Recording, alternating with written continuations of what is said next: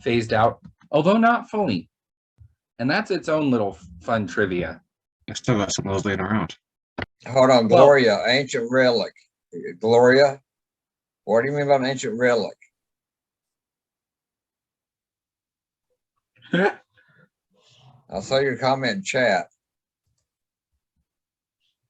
Quit laughing at me. All right, so that's a floppy disk. Is that 5 1/4 or 3 1/2? That's a 3 1/2. Are you sure? It's like a 5 1/4 to me. Yeah. Yeah.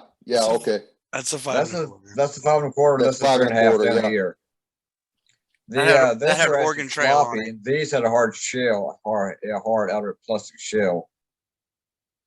But they're still wiggly on the inside, and that's why they're.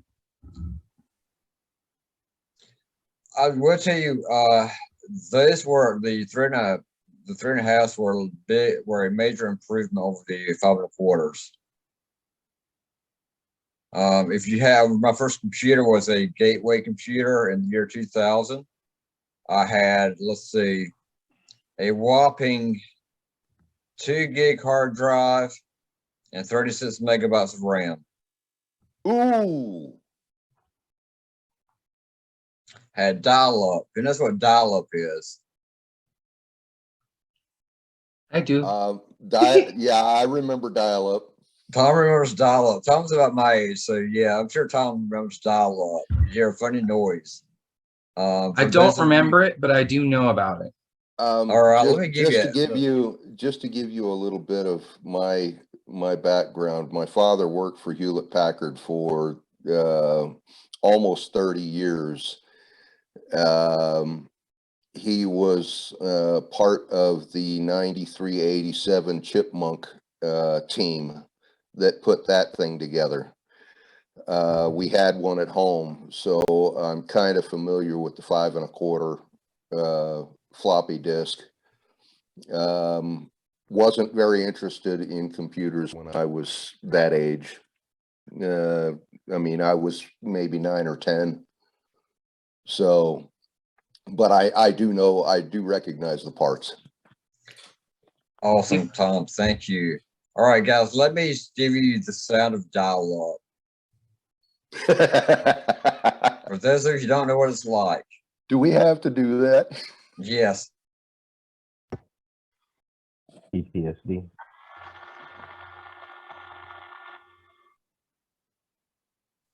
You hear that? Not really. No. I heard it. Basically, it's a screaming dial tone where the telephone actually connected with your computer, but it could get interrupted by a phone call. If you only had one phone line coming into your house, the phone line, incoming phone calls would interrupt your connection. So you had to get a second dedicated line to your computer. Yes, and I had one. Thank you, Tom. I had my own line for my modem, and I thought I was just the best thing ever, having the two lines in my house. Then I moved.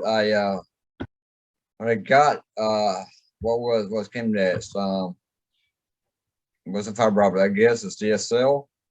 When DSL came around, that's the best thing ever. Even though it's basically fundamentally the same technology. But DSL, you didn't get kicked off, or you could also over the internet. Yeah. A little bit of trivia back to the floppy disks, Mhm. and it's something that'll help you just in general. Windows goes, the actual drives will go in alphabetical order, except it starts with C. It does that because A and B are reserved for floppy disks. Okay. Can you explain that further, please? So computers, when you put in a hard drive or a solid state drive, they're assigned a drive letter. Mm-hmm. They go in alphabetical order starting with C. So almost every single time, your Windows operating system will be on drive C. And then if you add another, it will be D and E. Oh, okay, got it.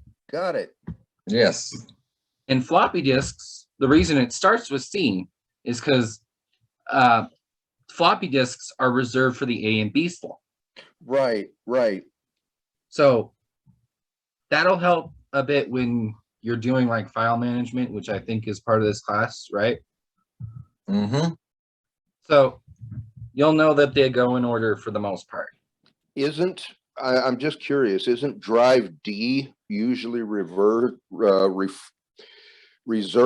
for your CD-ROM or CD drive? That's usually where it goes, but it is not necessarily the case. I was gonna say, Okay. Tom, my drive D is a backup drive. That's a good thing. Backup drives are a very smart thing to Yeah, have. my drive D is a backup drive. Okay, because on this laptop that I have, I do have a CD-ROM drive, and that's where the driver D is where that goes. That's because that's the second storage device that's connected to the system. Right. Okay. Thank you, Clayton. Thank you for sharing that. Yeah. All right, so does everyone know the parts of the computer? Yes, no. Are you guys good? I think we're good. Pretty All right, much. awesome. So let's talk about Linux. So what is Linux again? Let me share my screen, make sure I'm